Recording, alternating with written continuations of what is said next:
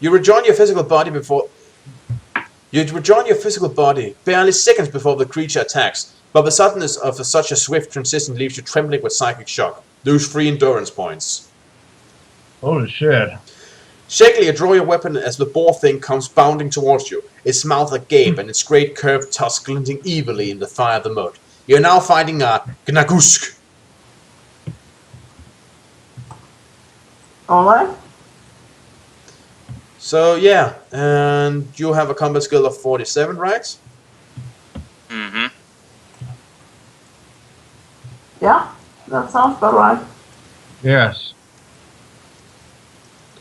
Okay, so yeah, okay, give me a name. Roll the die. 7. 7, right. Okay, the pig-like creature is obviously surprised by your sudden jumping to life and does not manage to stop charging, instead allowing you to carve a nice slice of ham from its flank, causing it to screech in pain. Roll the die again. Oh, 10. 10, right. It tries to turn, but you're on it in seconds, not wanting to give the creature any chance to recuperate. Hey, and stab your blade deep into its side, causing blood to spill all over the place. It is gruesome. Roll it again. 5. Right. The creature squeals as you jerk your sword around its innards, trying to kill it. It jabs out with its tusks, hits you across your shin. You lose 2 endurance points. 7. Right. Nonetheless, you rip your blade out through it,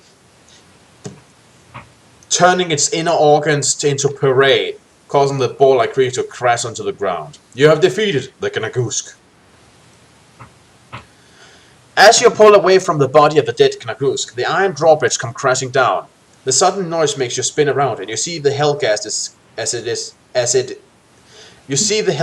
as it comes rushing across the flaming moat. As it runs, its skin darkens and peels away in tatters as it was being scorched by some invisible fire. The Drakkar meet the creature at the end of the bridge, and together they turn and advance upon you. So, you can use either Magi Magic or Kai Search here. Let's use magic. Yeah, let's try it out again. Defiantly, you face the Hellghast and your weapon to your side. The creature looks upon you and sneers, revealing 2 sharp fangs, which protrude from its lower jaw. It emits a chilling cackle full of hatred and contempt, and its eyes blaze like 2 hot coals as it confidently quickens its gait. You take a breath and utter the word of power that you learned from your mentor, Lord Remor. Glor! I have the power. Actually, you just say Glor. God damn it. The word forms a ball of energy that speeds across the hall and slams into the approaching Hellghast. The force of this power word lifts the creature into the air and sends it tumbling like some hideous ragdoll backwards into the flame-filled moat. You just went full Rodan, that motherfucker. Open mouthed, the 2 Drakkar stumble to a halt and stare down into the all-consuming fire. Nervously, they glance at each other, fearful of suffering a similar fate. But years of fierce battle discipline soon override their anxiety, and, like 2 automatons, they raise their swords and continue to advance towards you. You are now finding 2 Drakkar veterans. Roll the die, give it here.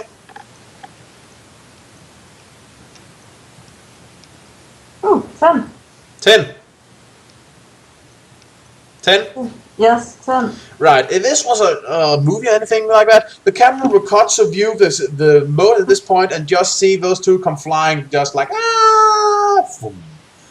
Like, just no view of the battle at all, just them advancing and then cut to them come flying over the edge. You won. Breathless from combat, you step away from the dead Drakkar, sheath your weapon, and wipe your blood-spattered brow with the back of your hand.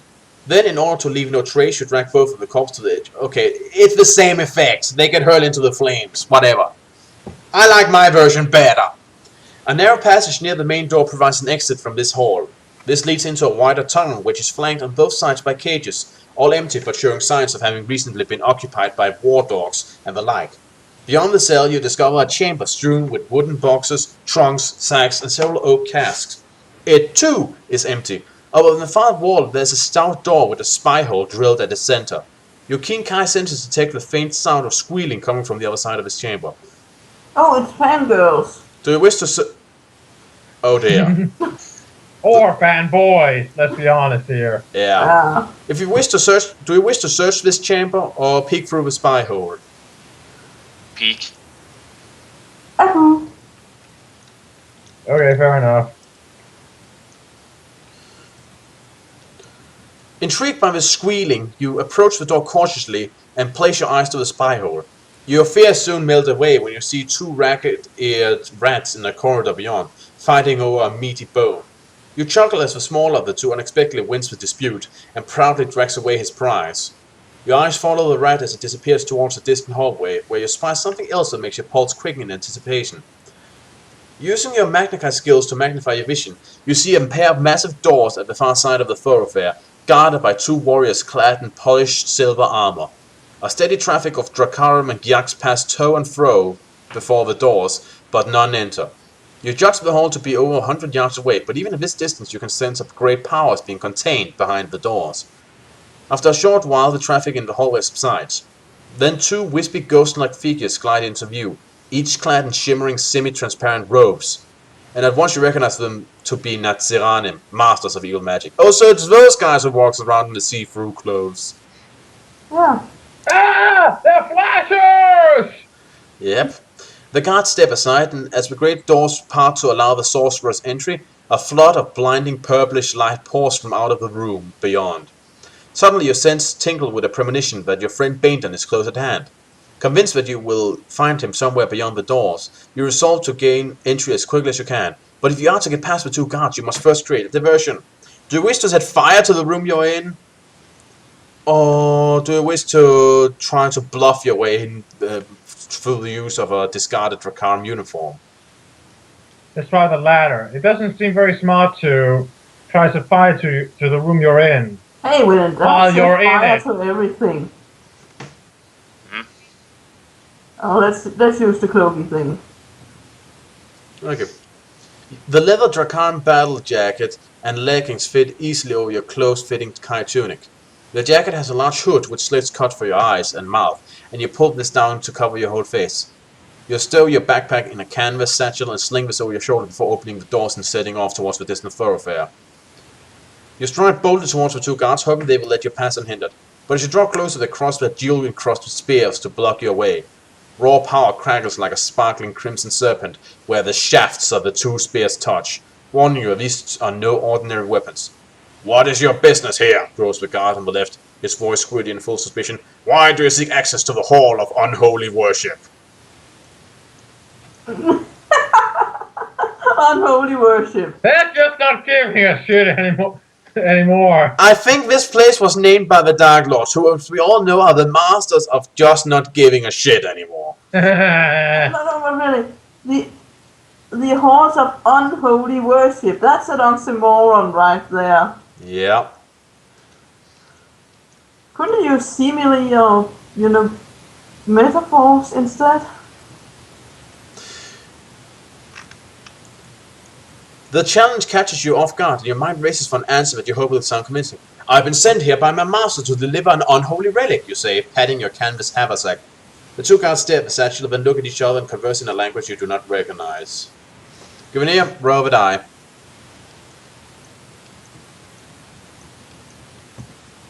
10? After what seems like an eternity, the guard draws back the spears, and at once the crackling crimson energy ceases to arc between their shafts. "You may pass," they say, without any trace of emotion. I think that was gonna haunt us for the rest of the series. And as we stand aside, so the two great doors glide silently open. Steeling yourself, you stride towards the blazing purple light which fills the chamber. The purplish glare is generated by a glassy opaque sphere which hangs suspended above the doors. It pours forth a blinding curtain of light which fills the entrance, but this quickly fades once you have passed through into the chamber beyond. As your eyes adjust to the gloomy interior, you find yourself standing in a small temple. A plain stone altar dominates the chamber, around which are positioned a ring of 20 black candles.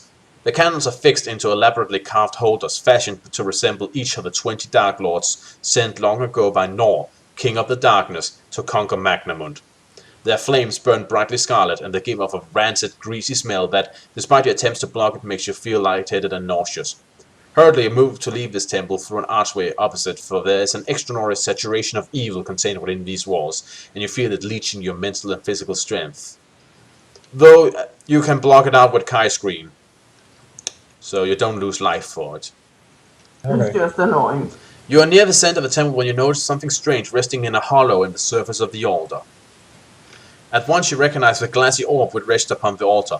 It is identical to the sphere you saw in the chamber of Archdruid Kadakin Mokaruth, the sphere by which he communicated with the master of all evil, the evil god Nor. With dread you look upon the surface of the orb and your blood runs cold. It is as if the eye of the dark god himself were gazing upon you. Do you wish to attempt to destroy the sphere or get out of here?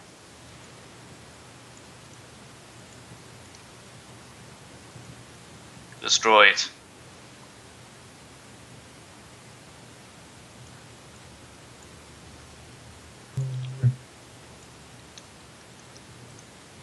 Get out of here, otherwise we'll risk being vortexed into it. Givenir, you have a tiebreaker. Well, then let's get out of here. Anxious to make up for lost time, you turn away from the altar and hurry through the archway opposite. Beyond lies an icy cold corridor where the walls and ceilings are carved with many strange spatial designs. As you follow this passage, you notice that the theme of planets and stars gradually changes to one of volcanoes and lava fissures.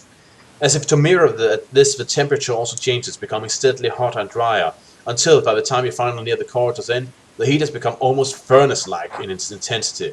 Breathless and bathed with sweat, you stare through the shimmering air and see a great iron door at the end of the passage. Due to the excessive heat, you lose 3 endurance points. Oh wait, no. You must now consume a meal or lose 3 endurance points. So we're hungry because it's hot. Yep. Okay, grab that cockroach. Actually, you need both the Hunt Mastery and Grand Nexus now to avoid the effect. So you must either eat a meal now or lose 3 endurance points. Well, then grab a meal from our backpack. We brought them along for a reason. Yep. Yeah. You increase your speed as you approach the great iron door and get ready to push against it, expecting great resistance, but, to your complete surprise, the heavy portal swings open the instant you reach out to touch it. A gust of cooling air wafts in your face, encouraging an automatic door. encouraging you to step into the hall which lies beyond. Swiftly the iron door slams shut behind you, but you paid no heed. The refreshing coolness and the awesome spectacle of the hall itself commands your complete attention. Tiers of glittering gold-veined marble descend to a circular hall where a ring of fluted copper pillars support a platform shaped like the foredeck of some great ship. Multicolored rays stream from a crystal sphere suspended above the platform, creating a cage of flickering light at its center. Sitting in this radiant cage is a pale-skinned man with long blonde hair. His knees are drawn up to his chin and his eyes are closed, as if asleep. You recognize him to be Baindon, but still mindful of your encounter with the Hellghast, you reserve your judgment. A narrow staircase, its handrail carved and fashioned from the tusk of cult mammoths, leads directly to the platform. Cautiously, you descend the tiers, cross the floor and advance towards these stairs, stopping only when you reach a granite throne positioned directly opposite the staircase. The back and arms of this crude seat have been chiseled to resemble a lion-like creature sitting on its haunches, and it's from there that you attempt to communicate telepathically with the sleeping man. There's also a picture. Okay.